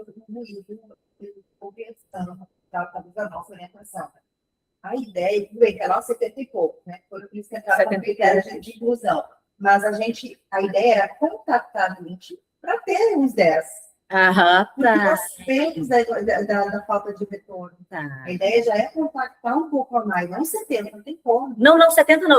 Eu pensei que vocês já iriam fazer com 20. Não, mas ela falou isso. Ela falou, assim, tu tá certa. Mas aí eu acho que foi um ruído meu e dela eu queria dizer isso de compreensão. Não, a gente tem que contactar. A ideia é exatamente chegar nesse funil que você está falando. Se você faz aí 6 pessoas, pega, tipo assim, 2 Santarém, 2... Ou buscando uma representatividade daqui da Amazônia Paraense. Já faria uma representatividade geográfica. O formulário, você chegou a ver o formulário. O formulário, a gente tinha pensado em questões, não quantitativas, mas questões muito pontuais, que não são todas dissertativas. Acho que deve ter quantas dissertativas em geral ali. Ou 2 ou 3, muito poucas, mas aí tem muitas que ali que é pouco, mais, menos, né? Sim, Ou coisa, o que nos permitiria aumentar a possibilidade de análise, porque ela vai nos trazer dados um pouco mais, são qualitativos, porque vamos analisar de forma qualitativa, mas nos permite trazer dados visuais, assim, mais rápidos. Então, poderia ser um pouco, sim. Tá. Você trouxe algumas imagens na tua apresentação agora, PowerPoint, por exemplo. Eu penso que essas imagens elas têm que vir como síntese dentro do trabalho. Algumas delas precisam estar dentro do trabalho, porque elas fazem até a síntese da metodologia. A gente visualiza a partir de um ícone, nem que você audiodescreva, né? É importante fazer audiodescrição, mas que já apareça como imagético, né? Você fez toda a discussão, aí traz uma imagem que faz uma síntese disso, né? Fica bonito e fica bastante visual, né? É uma outra linguagem para as pessoas. Com relação à crítica que tu fazes à EAD de uma maneira mais conservadora, tradicional, utilitarista, modelo biomédico, eu acho que isso precisa ficar bem marcado num ponto. Assim, você tem que adensar isso num tópico e adensar num outro tópico a perspectiva que vocês estão trazendo, entendeu? Então, trazer a perspectiva que vocês estão defendendo de educação à distância, mas trazendo os limites, porque quando você aponta 50 turmas e que você aponta a equipe de trabalhadores é muito pequena. Então, eu penso que essa discussão já está no que a Márcia provocou.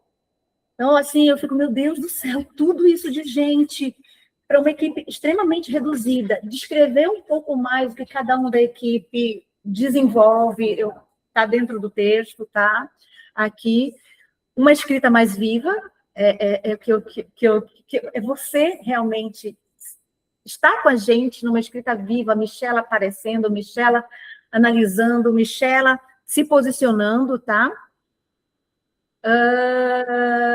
Já está aqui, né? Pontuar as fragilidades também, anunciar as figuras. Se você anunciar lá no momento último do teu texto, você coloca algumas figuras. Figura 1, figura 2, mas parece que elas meio que caem de paraquedas. Então, anunciar essa figura, comunica que ela antecipa e fala sobre ela, porque ela está falando sobre muita coisa.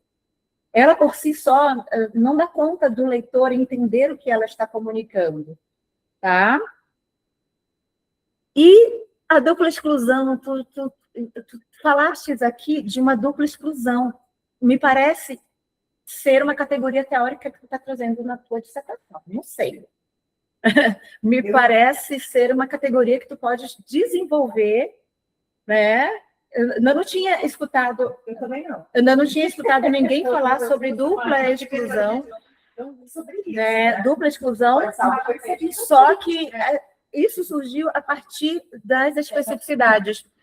As singularidades amazônicas te fez falar sobre uma dupla exclusão. Tá? Que talvez seja mais que uma dupla exclusão, talvez seja mais que uma dupla exclusão, mas, de repente, você colocar uma energia para desenvolver isso que tu está chamando de dupla exclusão, um conceito, tá? Um conceito. Então, também, no teu texto, você faz um movimento de... Porque a gente vai tensionando algumas questões e outras vão aparecendo para o leitor. O currículo não se adapta o aluno não pode se adaptar ao currículo, o currículo tem um trocadilho, tem uma discussão ali. Cara, eu penso que você pode tensionar, você não vai discutir currículo, porque não é a tua proposta discutir currículo. Mas, inevitavelmente, o currículo apareceu no teu processo e o currículo é um calcanhar de Aquiles. Então, problematizar também o currículo que temos, porque nós temos um currículo engessado, um currículo que não proporciona outros tempos de ser, de saber, de se fazer, de conhecer. E os grupos humanos da educação especial, eles ficam todas as crianças são sufocadas pelo currículo que temos. Mas quando nós trazemos especificamente os grupos humanos da educação especial, esse sufocamento se torna quase uma situação de não conseguir sobreviver. Então, é importante também trazer uma marcação desse currículo, mas você dizendo, o meu compromisso não é com essa discussão, mas ela aparece e ela, em muitas circunstâncias, inviabiliza de que processos inclusivos aconteçam. Que o nosso currículo da escola básica, em muitos contextos, inviabiliza que processos inclusivos aconteçam, porque eu preciso cumprir esse currículo regulamentar. E no cumprimento desse currículo regulamentar, eu não consigo respirar, eu não consigo ter outros tempos, eu não consigo ser humano nesse processo. Então, como o currículo apareceu, eu penso que vale a pena você tensionar, dizer para o leitor, mesmo não sendo A tua proposta, né, discutir isso, mas ele provoca, sim, um problema nos processos formativos e não fazer inclusão dos educadores de educação especial e dos educadores das classes comuns. Não, É para cumprir o currículo, é para cumprir o currículo. Então, assim, eu fico aqui, Michela, tá? Eu fico aqui, alguns risquinhos eu fui riscando aqui dentro, não vou olhar para isso, detalhes que está em construção, tá ok? Mas, assim, tá um texto início, meio e fim, tá um texto tranquilo de ler. Acho que é só você organizar melhor, porque é processo mesmo, né? De ir organizando melhor, deixar ali aquele AD utilitarista e deixar bem escrachado que ele é utilitarista, né? Marcar um EAD de possibilidades que se faz a contraposição àquele EAD, mas mesmo com as possibilidades, fazer a crítica, né? Fazer a crítica e trazer as singularidades amazônicas. A Amazônia vai dizer muito das críticas que tu vais apontar e trabalhar os dados da plataforma, já trazer para a tua descrição os dados da plataforma, né? E aí o Foucault já vai entrando de carrão de cena ali, tá ok? Não sei se no referencial teórico vai ser possível. Pois é, porque vai ajudar, vai dar pista para o leitor entender. É se comprometer. É se comprometer. Isso mais você falou, para entender um deles. Se comprometer com a teoria que você está... Porque o que vocês estão fazendo é teoria e é método. Exato. É teoria e é método. Tem alguns teóricos que só são teoria, mas tem teóricos que são teoria e método. Então, acho que trazer o campo teórico da diferença vai ser muito importante. Ainda que nós vamos compreender que você está no processo de mestrado, você vai aprofundar no teu doutorado isso. São 4 anos, entendeu? E aí tu traz um aprofundamento. Mas, assim, era essa colaboração assim, que eu queria trazer para você, né? Muito obrigada, professora. Muito boa. Todas foram realmente maravilhosas. Eu posso falar aqui? Certo. Então, eu também fiz aqui. Eu vou desligar já aqui, né? Não tem mais ninguém online. Ah, tá, desculpa. A professora... É porque ela está gravando com a Michela. Está gravando com a Michela. Então, professora Caraçá, eu agradeço suas contribuições, anotei muitas coisas, mas também, como a gente estou gravando, não dá mais conta, vamos dar a professora Graças a vamos fazer os agradecimentos a Maria Eduarda. Verdade, já dá. Isso realmente contribui muito depois para a gente voltar aqui. É uma coisa que fica para mim. E gostei muito, né, das suas falas. E somando com o que a professora Márcia também colocou, né? De realmente aparecer mais no texto.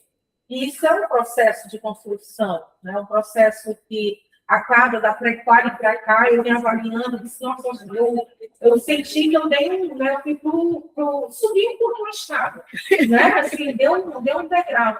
Isso realmente é uma construção. Quando eu pego realmente o texto que eu trouxe, do primeiro, e agora, eu espero que eu acesse esse seu texto aí também, para me ajudar muito, né? E eu vou conversar depois com a professora Daiane, né, também, o caminho que a partir desses anos de qualificação nós vamos tomar, né, para realmente seguir toda uma sequência. Então, muito obrigada também, certo? Gostei muito das contribuições sobre a questão da EAD, né, vai somar muito, sim, tá? Eu vou aproveitar que vai dar transporte, tá? Na minha final não posso falar nada, é tudo. Pode ter mais. Mais ou menos.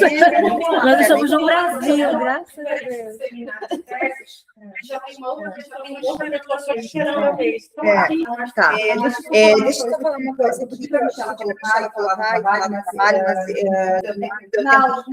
para deixar muito claro o que era os nossos seminários. E agora, eu relendo dois, eu vi a conclusão do Gil, que se tomou toda na fala da Márcia, Márcia, como na tua, a percepção que vocês tiveram. Eu vou explicar elas que elas deveriam explicar, mas eu vou explicar já, porque eu acho que até ela está confusa. A proposta nunca foi, nem será analisar material. Primeiro, porque é um tempo tenso. Eu jamais analisaria o material e faria qualquer tipo de críticas nesse momento, com tão poucas condições, né, porque é um material curto, de 180 horas, sobre especialistas. Analisando as vidas da Márcia. O projeto dela Então, assim, eu acho que não é essa a intenção.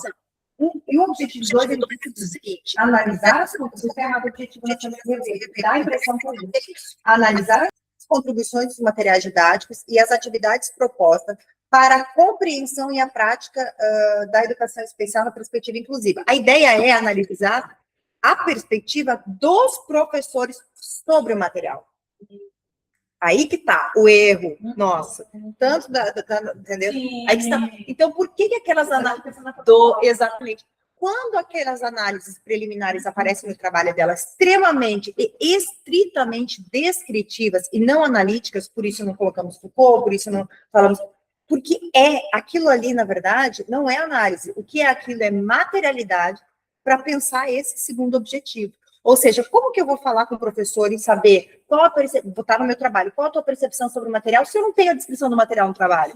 Eu preciso que o material, ou seja, o curso esteja descrito. Então, tudo que a Cássia também falou, que está faltando, os prints, é mostrar o curso, mostrar o material, mas é demonstrar, não é analisar, demonstrar o material, mostrar, isso vai dar condições de você saber o que ele, porque quem vai ler o teu trabalho tem que saber o que era o curso, como ele é, o que ele é. Como é que eu vou analisar a fala de um professor sobre o curso, se eu não sei o que é o curso? Então, na verdade, aqueles resultados preliminares, eles são uma parte desse objetivo, uma parte de um dos objetivos.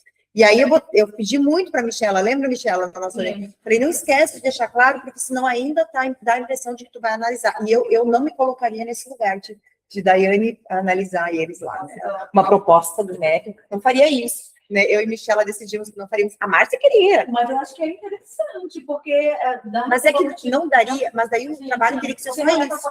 Exatamente, o trabalho teria que ser só isso. Aí nós não teríamos condições de olhar para aquele, porque daí isso daria imenso. Sim, você tem que ser imenso. Então, a gente decidiu isso ainda na pré-quality. Lembra que nós iríamos fazer? Nós iríamos fazer análise de 2 módulos. Eu falei, não, a Márcia disse, não tem necessidade. Ou faz de todos, né?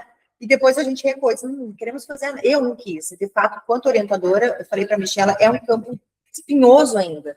É um campo ainda que eu tenso de analisar o material público, o material de um curso que eu participei. Eu acho que não, eu quero saber o que o professor pensou disso. Eu quero saber o que ele, e como foi para ele isso, esse curso, né? Então, só para deixar bem claro, então, assim, de fato, o material não será analisado, mas ele é essencial, e isso que a Márcia falou uma coisa também muito importante. O nosso objetivo 1, eu falo nosso porque eu sou da pesquisa, a pesquisa é minha também, né? A investigar as percepções dos professores sobre a estrutura e modalidade da oferta, com foco na acessibilidade da plataforma e nas interações pedagógicas. Para fazer isso, tem que explicar como é que foram as interações. A gente explicou, mas muito pouco. A Márcia falou, você precisa falar e postar os prints e mostrar como é que foi feito o trabalho de cada um da equipe.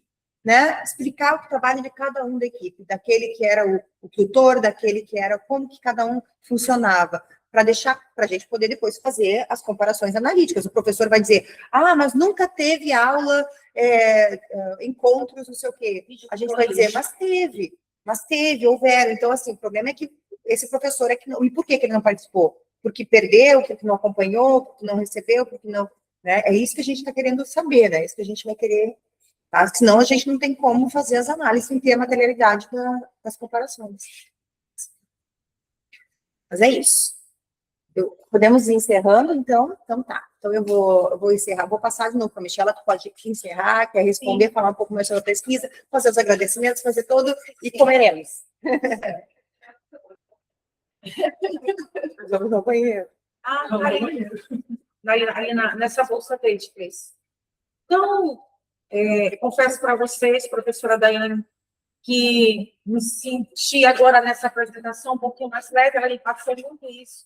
Professora, como diz ela disse assim, não precisa